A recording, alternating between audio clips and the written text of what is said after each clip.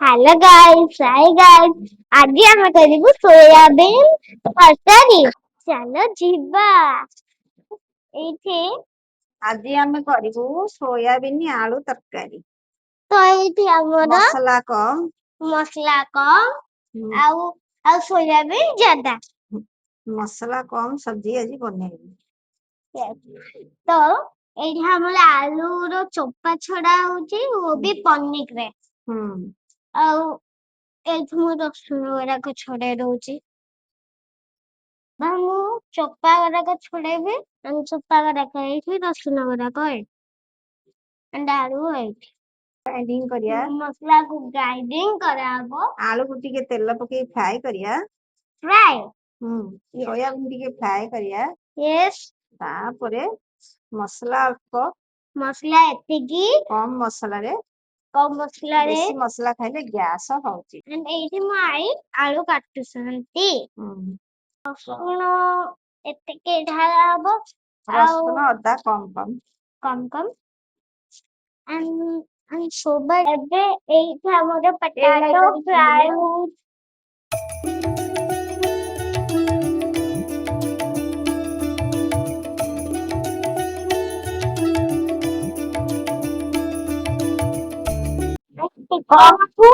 ତେଲ ପଡିକି ଆଳୁ ଫ୍ରାଏ ହବ।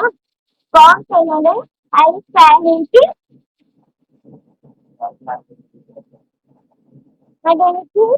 ଯେତେ ଯାଏ ଏଇଟା ଗୋଲ୍ଡେନ କଲର ହେଲାନି ସେତେ ଯାଏ ଆମେ ଆକୁ ଛାଡିଦବା।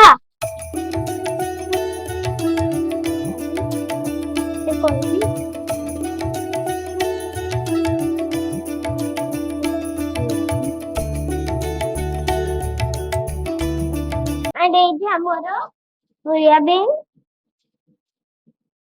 এইটা যেতে যে সফট হেলানি সেতে যায় এইটা পানি ভিতরে ରହିବ। সୋୟାବିନ୍ ভাজা ହଉଛି ଯେ এইଟା ସଫ୍ଟ ବି ହେଇଗଲା। ଏଇଠି ମୋ ଆଈ ଚିପୁଡିକି ସୋୟାବିନ୍ ଗୁଡାକ ପକଉଛନ୍ତି କଡେଇରେ। ଏଇଠି ଆମର ପିଆଜ କଟା ହେଇଯାଇଛି एंड अदा भी कटा ହେଇଯାଇଛି एंड ରସୁଣର ଚୋପା ବି ଛଡା ହେଇଯାଇଛି। ତ ଏଇ ଆମର ଏ ଯୋଉ ମିକ୍ସିରେ ଘୁମା ହବ। ଦିଅ एंड ଏରାକ ଆମର ମିକ୍ସିରେ ଘୁମା ହବ। ଢକ୍ ଢକ୍ ଢକ୍ ଢକ୍।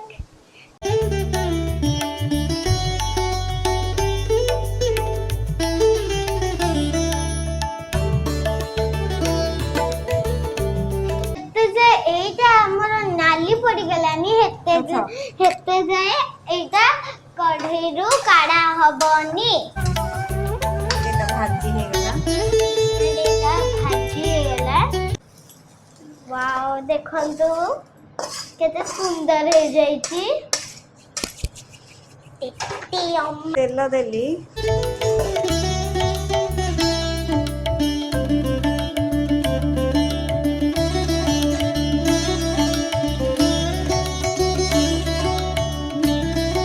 जीरा देली।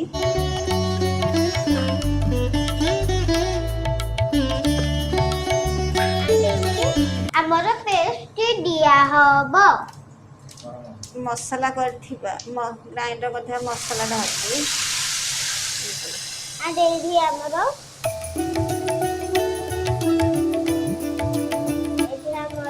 पेस्ट गुड़ाक ढाली ହେଇଗଲା पूरा। चलंतु नेक्स्ट रूम को। स्वाद अनुसार लूण ढाली।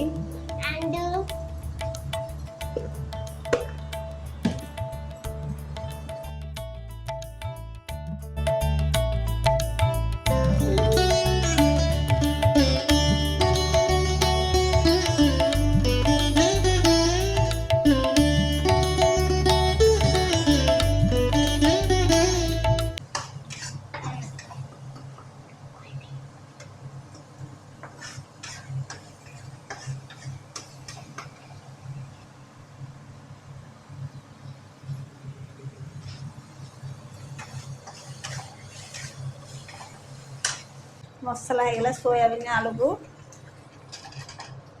ढाली दबा।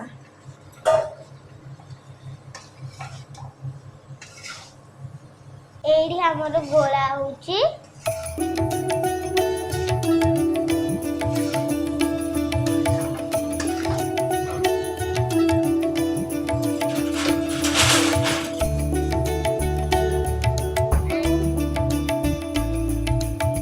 मसला घांटी सारा पर पानी अल्प पानी सोयाबीन का टी कषा टाइप रो करिया। यस सोयाबीन आलू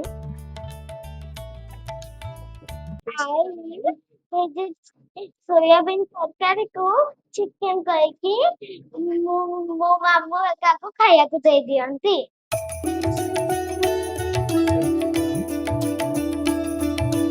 ହେଲା ये सके थी कि रंग पकड़े खाई एबे हमर तरकारी हे साला खाइबा ए चलो तो खाइबा आम वीडियो जदि भल लागुच लाइक करंतु सब्सक्राइब करंतु एंड शेयर करंतु कमेंट करंतु